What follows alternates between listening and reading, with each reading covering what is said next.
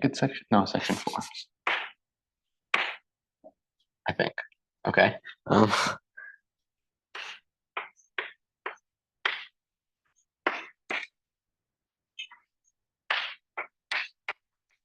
And then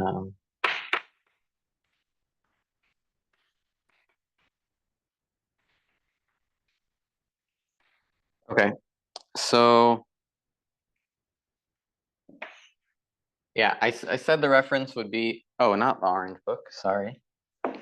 This is a localization paper. Localization with respect to like homology theories, whatever. Okay. Yeah, so we said that the Barthel-Beaudry survey would be the main reference here, but there's a lot that we haven't talked about yet, like the chromatic fracture square and the chromatic filtration and like how to use that to compute things. So I'm mostly actually going to focus on this paper, the Ravenel's paper, where a lot of this stuff was introduced and like first computed, and then we'll talk a little bit about what they talk about. Okay. So let's back up a lot. When we first set out to study topology, we want to classify spaces up to homeomorphism. And that's too hard, right? In a technical sense. So we set out to study homotopy theory instead. And here we change homeomorphism to homotopy equivalence. So these are the new things we want to look at as the isomorphisms, but even this is kind of too hard. So really, we change this to, well, there's two ways you can look at it. Either you can say we're restricting to CW complexes, or that you're restricting to weak equivalences, right? Or sorry, you're generalizing to weak equivalences. Okay. So the way we formalize this, right, we have a category of spaces. We take our category, spaces, maybe this is just CW complexes, and we specify a class that we want to invert. So this is the subcategory of weak equivalences.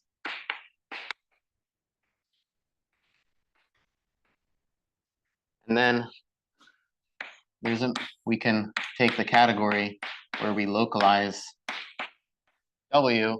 There's many ways to do this. You can use model categories or infinity categories or just like the ugly way. And there's a map, the localization map. Okay, so similarly, we can do this stably, which is a little bit easier. So I'll write SP for the spectra for the unlocalized thing, and then we can localize at the weak equivalences. Okay. For now, even studying this category is still hard. So we want to go a step further, basically, to make it easier, to help us study this. Even though like this is not too hard in a technical sense. Okay, so given any spectrum or a homology theory, so you can think of like this is like localizing with respect to homotopy. Now homology is a little bit easier.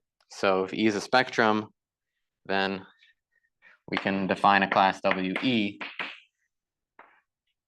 or a subcategory of these maps that are isomorphisms in E homology. So an isomorphism. So these are called the E equivalences.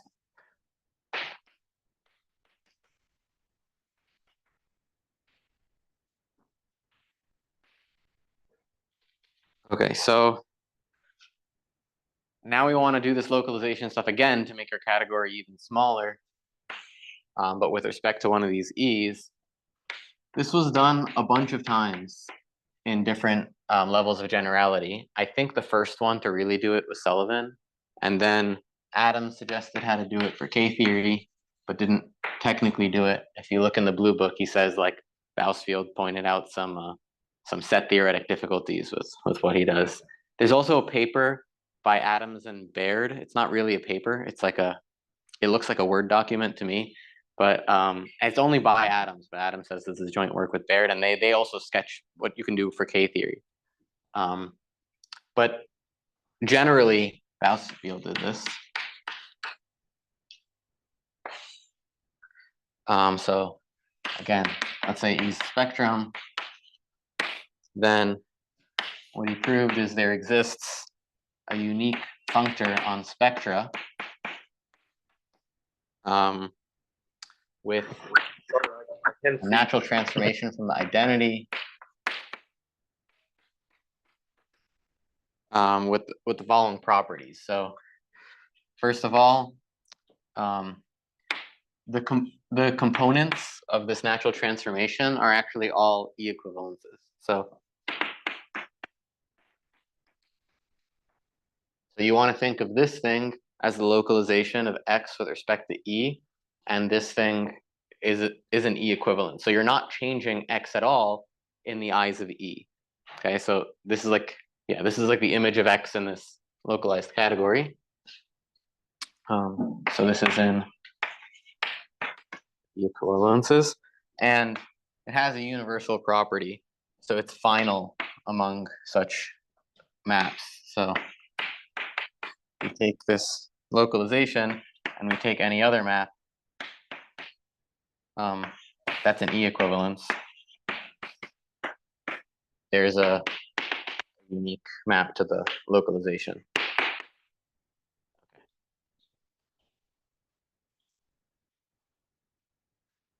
Okay, so the image of this functor is like the analog of this thing.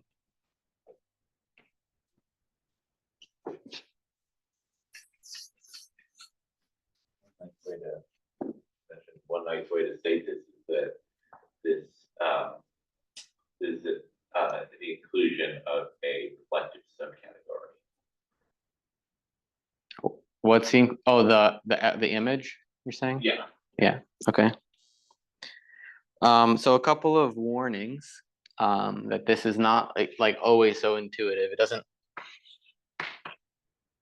So if either E or X is not connective, but let's just say if E is not connective, then like the way you get LE of X from X is not just like localizing the homotopy groups. It's not like, quotienting the homotopy groups what you would expect. So not, I'll just call it arithmetic. So just an example, let's say you take K-theory, this is a good non-connective spectrum, and then you localize the sphere, which is connective. Pi minus 2 of this thing is not trivial.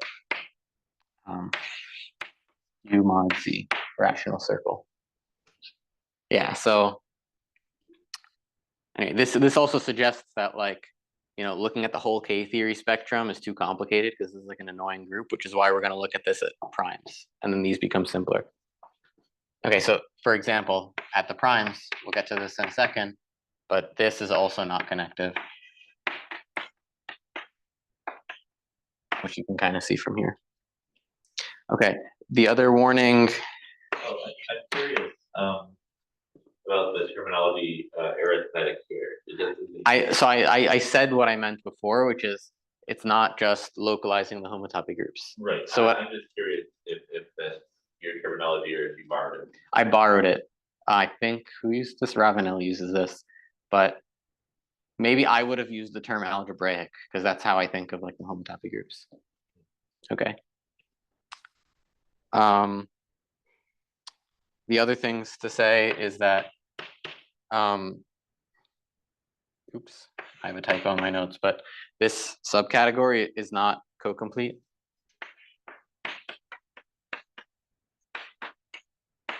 Complete. I mean, this is kind of makes sense because because spectra are generated under co-completion by a point, right? Or is that just spaces? I don't know, but that's just spaces, right? Yeah, well, there is no point. spectrum. Right, right. Okay, fine. So let's just say you don't have colimits and the functor just doesn't commute with limits.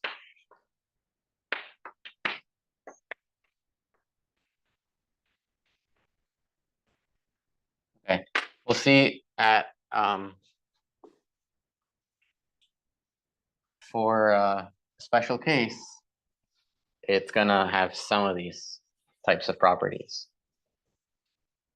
Okay, so I'm gonna talk a little bit more about general stuff before we get to our what we want to talk about. So through the eyes of this functor, there's an implicit equivalence relation we get on spectra, which will define we'll write the equivalence classes like this. So this is the equivalence class under the relation. So E is related to F only if their localizations are the same. And it turns out this is the same as saying that their acyclic spaces are the same. So what does that mean? E star X is 0 if and only if F star X is 0. Okay, so that's another way to say what these equivalence classes are. So once we look at the class of all of these classes, there's an order on them. And the order is basically this exact thing. So, so E is going to be less than F if whenever a spectrum is F acyclic, it's also E acyclic. So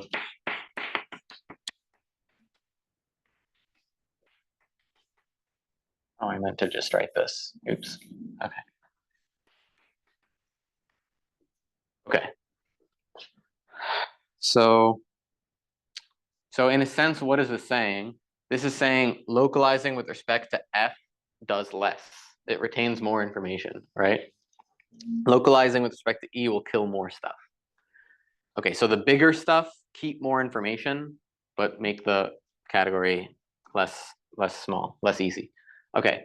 Now with respect to this thing, the smash product and the wedge descend to these classes, and they give it the they give certain subclasses which contain lots of spectra that we care about the structure of a lattice, which we'll call DL.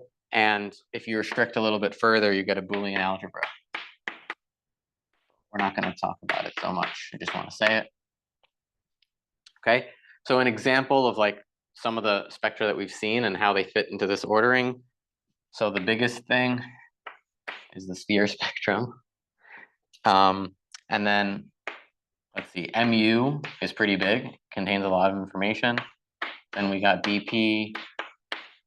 Okay, now we've already sort of restricted to a prime.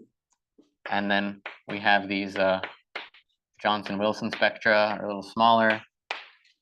And then smaller than this is Morava E theory, then Morava K theory. Yeah. Okay. So like the Ks are like the easiest ones, basically. And they're also not comparable. So that sort of tells you that they're looking at different directions in this lattice. So I'm curious what DL stands for there. Distributive lattice. Okay. It's a distributive lattice. Boolean algebra. Yeah. Okay. So for different integers, K, M, mash Kn, is the 0 class. I should put this thing around it. It doesn't matter where we put the classes, but like, and they're not comparable.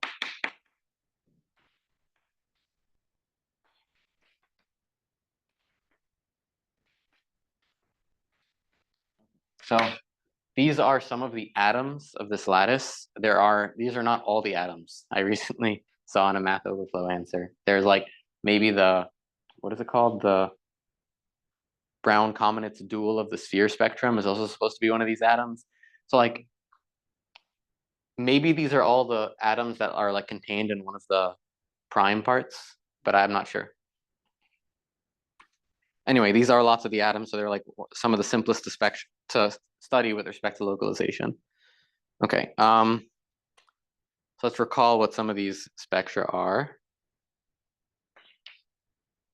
So remember, the homotopy groups of BP is take the P local integers and join these generators, which we've seen a lot. And then we get what we said before, the Johnson-Wilson spectra. And I'm going to define these lowercase kns. So this was via the Sullivan-Bass construction.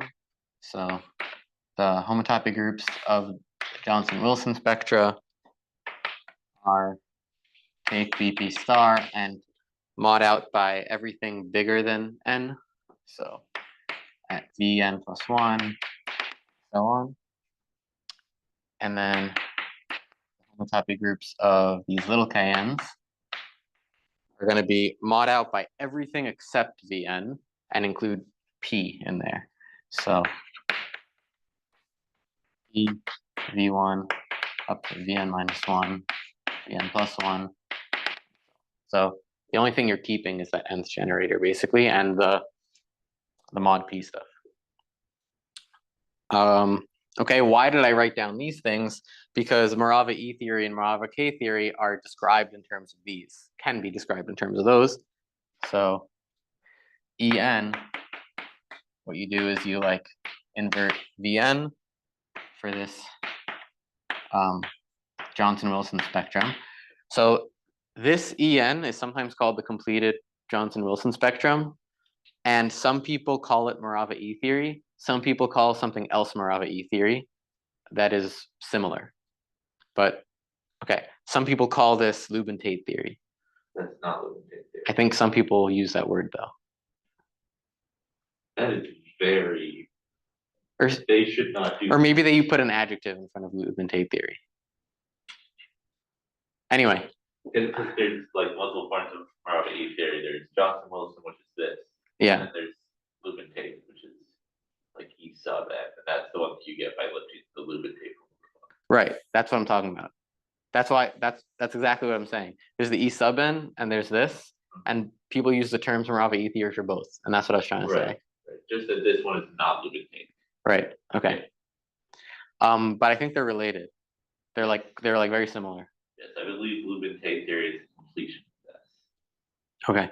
Specifically, this classifies sort of all things of height less than or equal to n. Lubin-Tate theory classifies deformations about the stratum height. Okay. So it's like okay. Yeah, I don't know so much about this stuff. I just know that lots of different words are thrown around for this. Okay. And then Kn, the Morava K theories, you get by doing the same thing to these little Kns. Okay. All right, let's talk about the classes, the Bausfield classes, which are those equivalence classes of some of these things, how they're related, because we want to study localization. So you mentioned about the atoms of the yeah. spectra. Is that related to the dichotomy conjecture? I don't know. Or I'm just trying to find the math over 12 those. Oh, what was I looking up to find that? I wasn't trying to find that. I might have just been looking for like Bausfield classes of Morava K theories. Okay. And from like 12 years ago, I think Jonathan Beardsley asked this question. And I think Neil Strickland was one of the people who answered it. And another person mentioned the thing about the Brown Combinate's dual of the sphere spectrum. Okay. Yeah. Okay, so yeah, so it basically relates the Bausfield class of En as that. Okay, so we got it by inverting the like these truncated Brown-Peterson spectra, but the actual class is the same thing as just inverting Vn and Vp localization. And it's also the same thing as taking a wedge. Minus one? No. N of the K I's. I should put a class somewhere. Doesn't matter where I put it. Okay. So as a spectrum, it's not like identical to this wedge, but in terms of localization, it's the same thing as localizing all of like the Morava K theories up to N. Do you not also have to truncate BP there? No, that was the point. So it like as a spectrum, it was this. Yeah. But in terms of their localization, you can just do this. Oh, okay. Yeah. Like their effect on localizing spectra is the same. That's what these Gauss field classes are. Okay. Okay, now that we've done this, let's do a little bit of E1 local homotopy theory.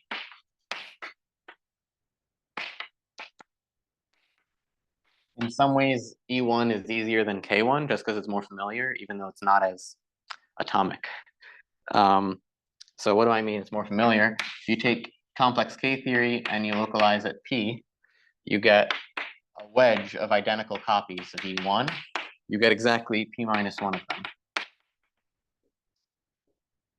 Okay, so this says that if we'll use the symbol L1 to mean localization with respect to E1. This is the same thing as localization with respect to K theory at P. Okay, because you're just localizing with respect to E1 a bunch of times. Okay, so this is in one sense that like E1 local homotopy theory is somewhat easier from just like knowing what K theory is. In fact, something I found kind of interesting is KO is also the same thing as KU with respect to localization. So these are have the same Gauss field class. This is because that KU of a spectrum and KO of a spectrum are zero exactly for the same spectra. Okay, so this means that L1 can also be described in terms of LKO. Okay, so the slogan here is that height one homotopy theory is topological K theory, and it doesn't matter what you mean by topological K theory. Okay. Okay.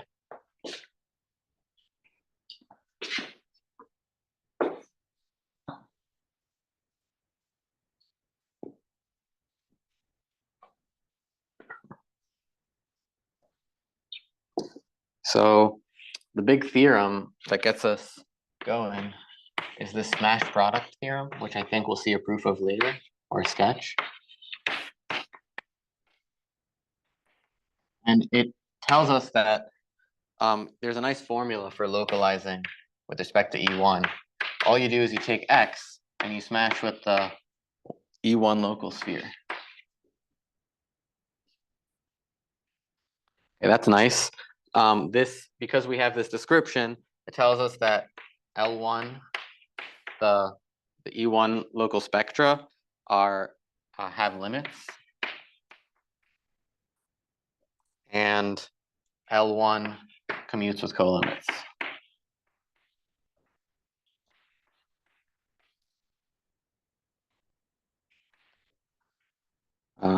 Yeah. Okay. Another corollary of this is it lets us compute the homology of a localized spectrum just by knowing the local sphere spectrum. So let's see. What do?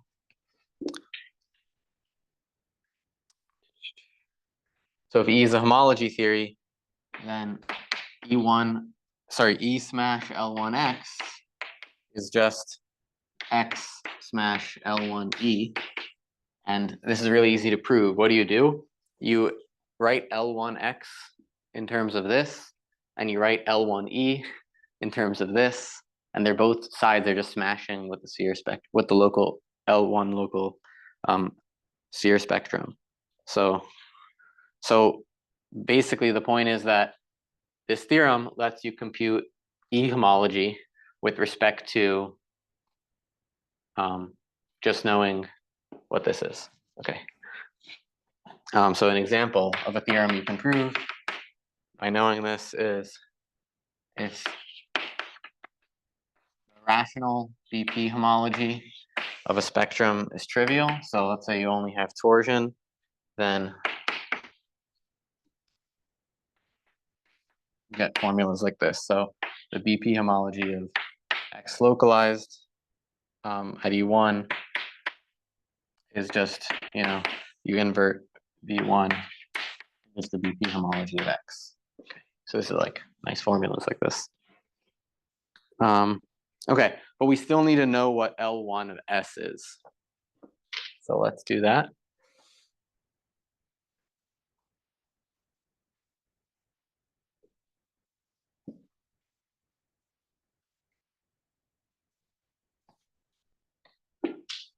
Okay, so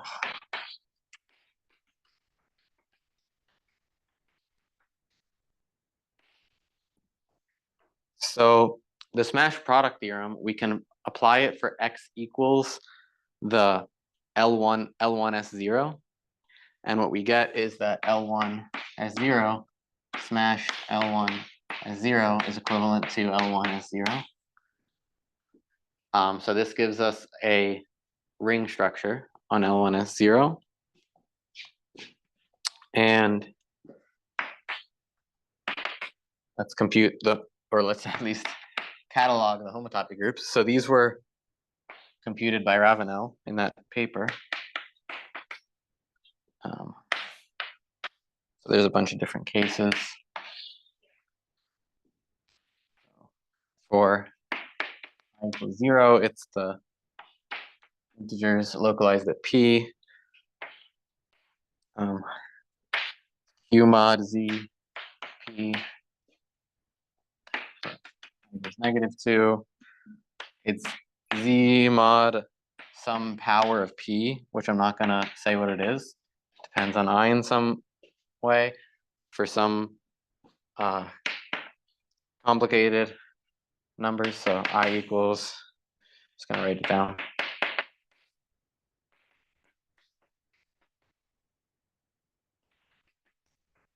Okay, so for like a bunch of random things that depend on P, like this, it's just Z mod power of P, and then it's 0 otherwise. But notice P was, oh, I forgot to say something. Oh yeah, I wanted to say something. So for this theorem, Ravenel states this twice. First, he states it for just P greater than 2, and then he says, oh, it's also true for P equals 2, but you have to do something else. And the reason is because, well, how do you describe L1? Well, you start with a representative for the Bausfield class of E1, right? And when he proves this the first time, he uses KU localized at localized at P, right? Which is E1. But that proof doesn't work for P equals 2. KU localized at 2 doesn't have enough stuff. It kind of degenerates.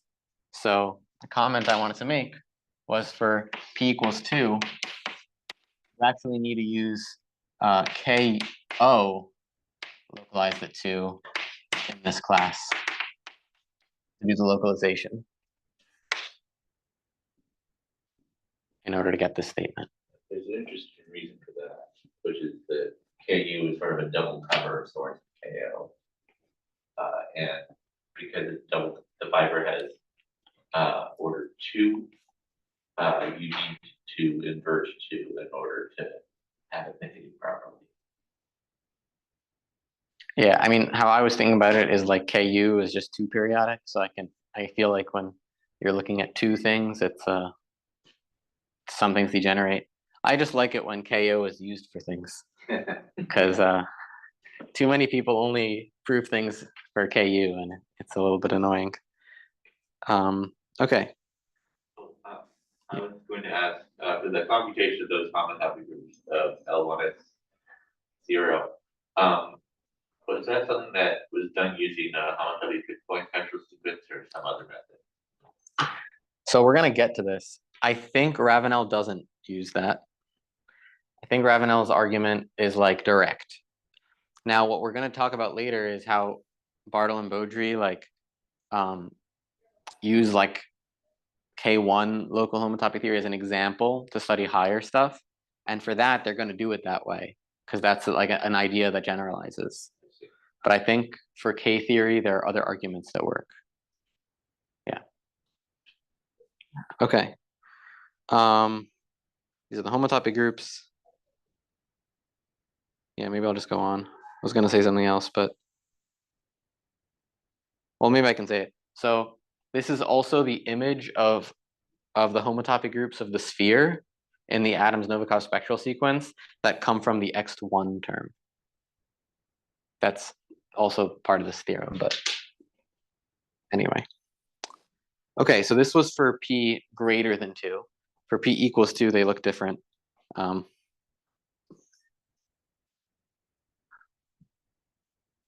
this is kind of weird. Here, like, there's no periodicity, right? This kind of like grows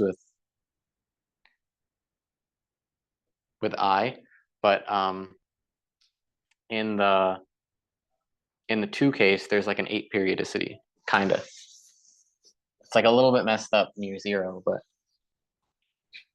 okay, so let's write this out. A lot of cases. So pi I L1 is 0. So let's see. 2 local integers plus mod 2 integers for I equals 0. I minus 2, I 8s minus 1, but not for s equals 0. And then I is 8s, I is 8s plus 1. There's a lot of cases here. Sorry.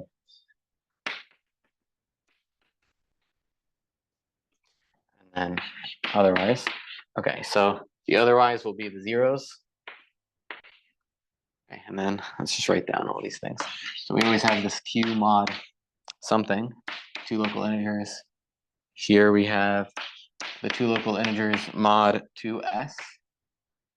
Okay, here we have z mod 2. Here we have 2 copies of z mod 2. Another z mod 2. And z mod 8. Okay, so they're different. They kind of have this 8 periodicity, but it gets messed up around 0.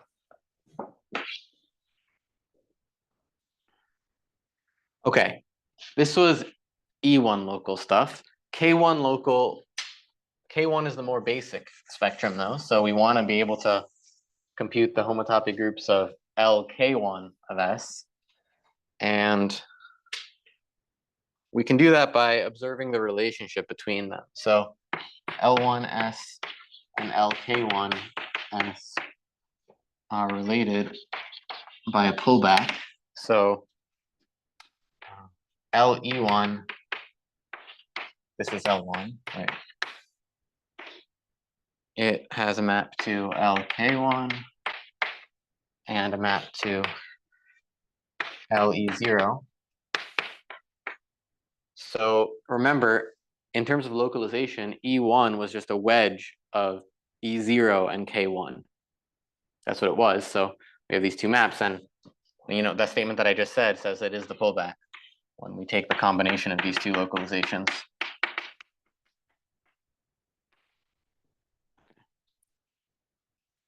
Remember this thing is rational homology.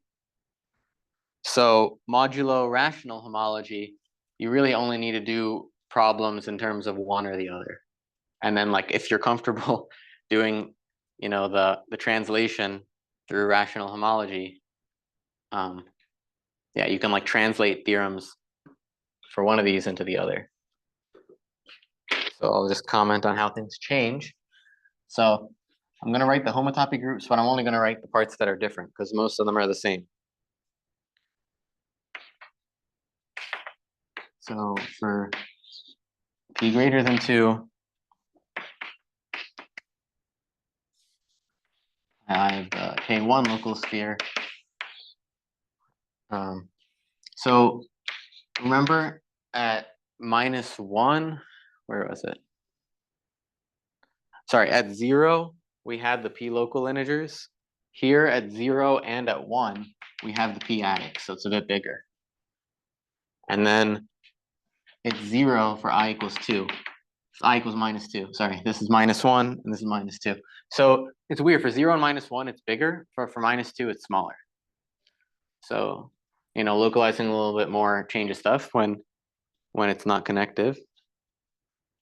And otherwise, it's the same. Okay. And for p equals 2, the difference is, there's a few more differences, but it's similar, where you like replace the p local integers with the p attics.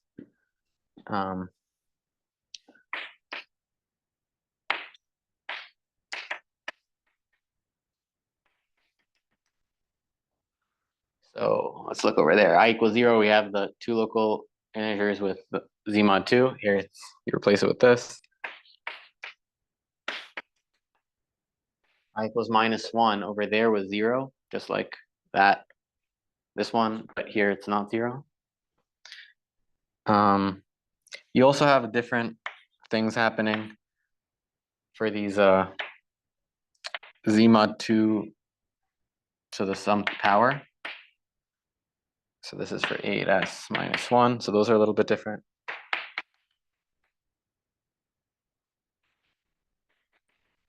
And it's 0 for -2 again. So again, like what happened before, and it's the same otherwise. Okay, sorry for all of that boring stuff, but it's just interesting how this happens, right? When you localize more, like random extra stuff pops up in the homotopy groups randomly. It's kind of like completing versus localizing. Yeah. Yeah. Okay. Thank you for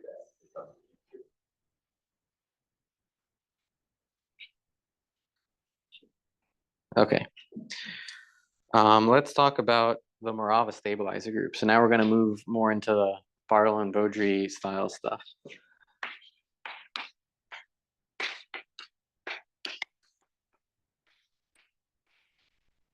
So in this case, G1 and S1 are the same.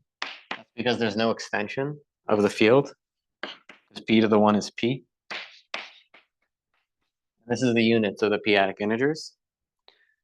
These operations kind of correspond to the atoms operations in K-theory. And the atoms operations are like generators. Okay, so even though Ravenel computed the homotopy groups of these things already, we're going to outline another way to do it.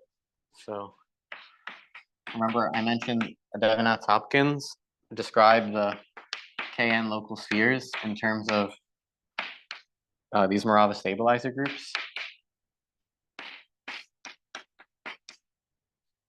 So you can use this expression in conjunction with a K-based atom spectral sequence to compute the homotopy groups.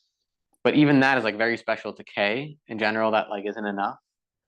So we can also use a finite resolution. Yeah. Honestly, it's probably K1, right?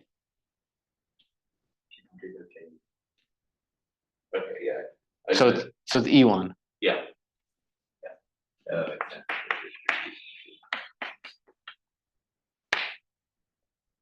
So it's sort of like we drop the P here, we drop the P here. It's, I guess how I have to think about it. Okay.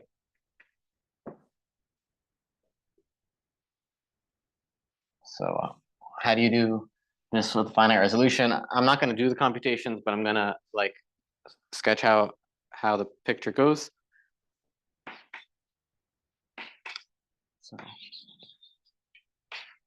So we want to decompose this thing even further.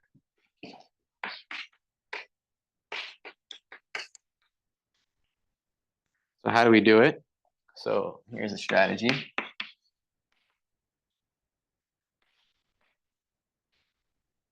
So first, we find an exact sequence of VP star modules that resolves VP, and then we apply to K star, and we get what they call a short exact sequence of Morava modules.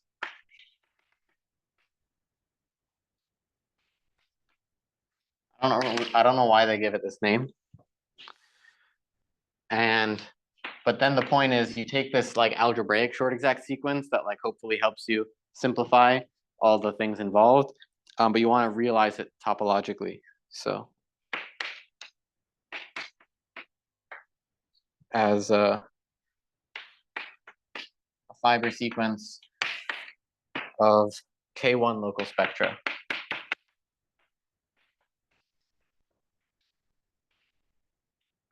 Okay, so this may not exist generally, but the general strategy is you're going to have to use some of your understanding of Kn in order to do it. And that's kind of what's hard about each of these different heights. You can't just like apply the strategy universally. But let's talk about what it looks like in this case.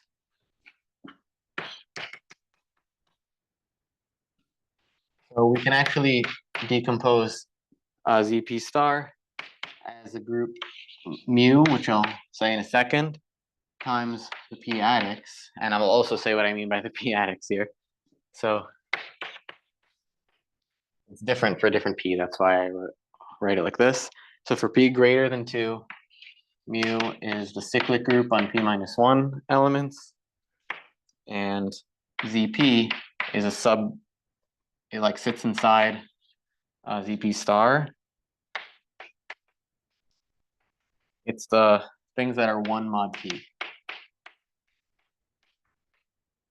And then for p equals 2, it's just a little different because like p-1 is kind of trivial. So here it's zp, or z2, c2. Similar here, you gotta go to ce, mod 4.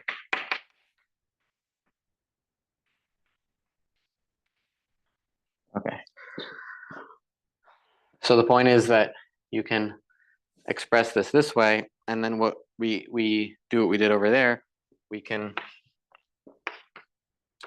decompose the K1 local sphere first by taking the homotopy fixed points mu, and then we take the homotopy fixed points zp. Okay.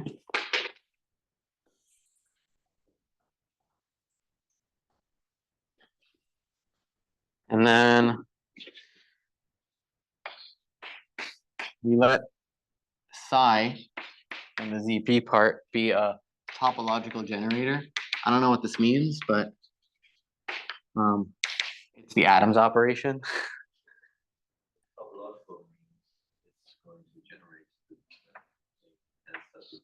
A what subgroup?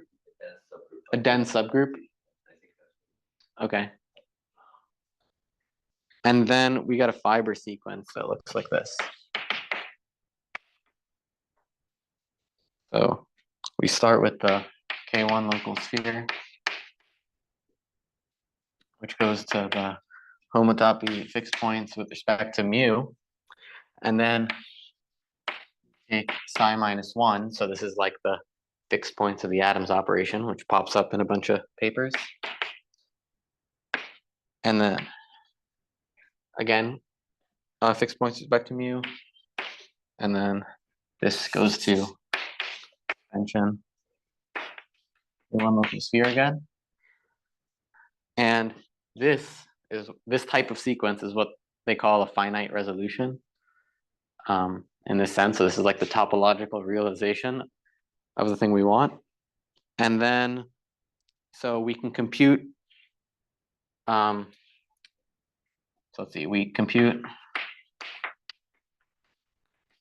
I star A1 local sphere by 1, you compute the homotopy groups of this thing using the homotopy fixed point spectral sequence with their own mentioned.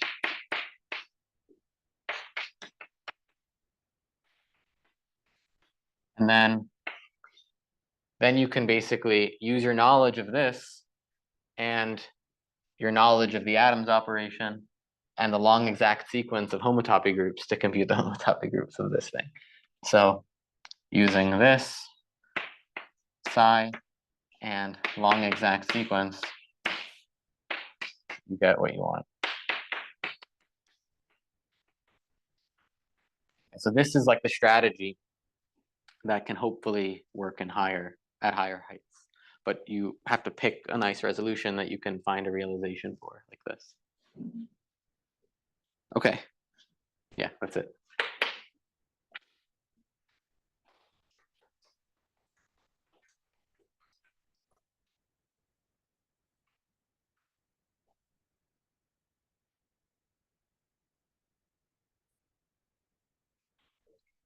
Where did Ravenel do the computation? It's a paper called Localization with respect to certain periodic homology theories. So that paper is on our syllabus and for one of the later talks.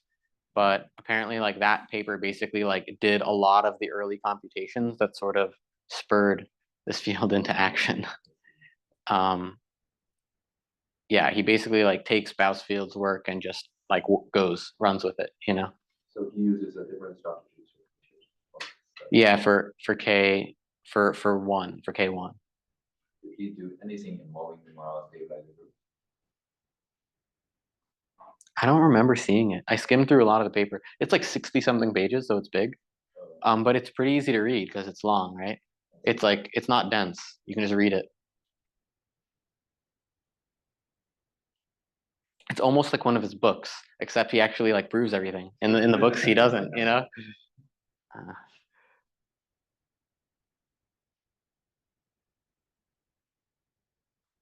Good. All right.